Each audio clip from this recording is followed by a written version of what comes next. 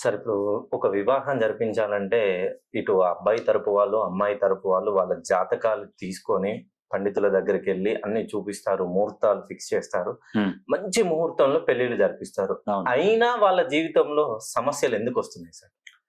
అంటే వాస్తవానికి ఏందంటే ఇప్పుడు నేను అంటే ఈ విధంగా పెట్టి మిమ్మల్ని భయపెట్టిస్తున్నాను అని అందరూ అనుకోవద్దు. ఓకే. నా రీసెర్చ్ గొప్పది. నేను 9 మంది గురువుల దగ్గర శిష్యరికం చేశాను. హ్మ్.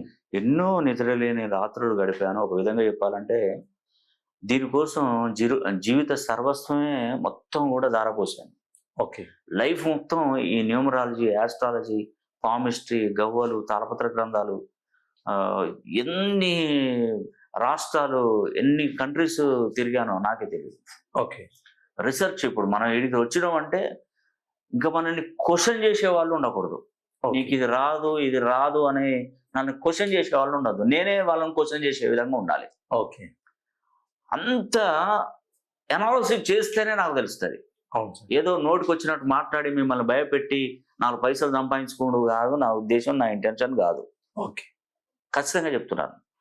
ముఖ్యంగా పెళ్ళిళ్ళు, వివాహాలు చేసినప్పుడు పండితులు చెప్తారు బాగా కలిసినయి కొన్ని బైకి బై పాయింట్లు కలిసినాయి.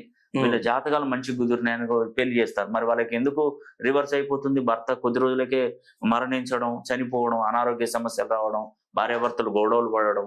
ఇప్పుడు ఎన్ని చూస్తామండి పెళ్లిళ్ళు కాగానే కాళ్ళ పసుపు ఆరానిగా కాళ్ళకు పారాని ఆరక ముందే భర్తకి ఏదో మరణం జరిగింది.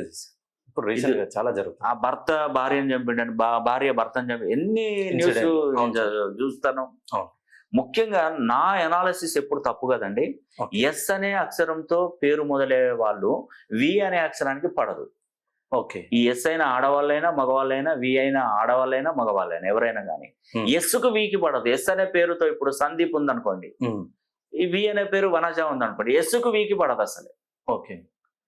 అదేవిధంగా ఏతో మొదలయ్యేటువంటి వాళ్ళకి వి అనే అక్షరంతో అసలు జత కుదరదు.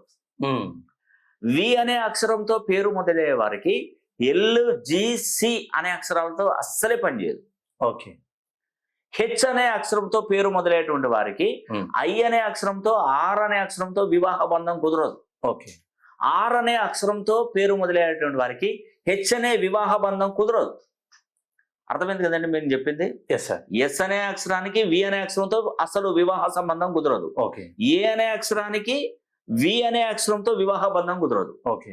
వి అనే అక్షరానికి LGCA కూడా అసలు పనిచేయదు. ఏ అనే అక్షరం అంటే ఇప్పుడు వి అనే పేరు ఉందనుకోండి, విజయ్ ఉందనుకోండి,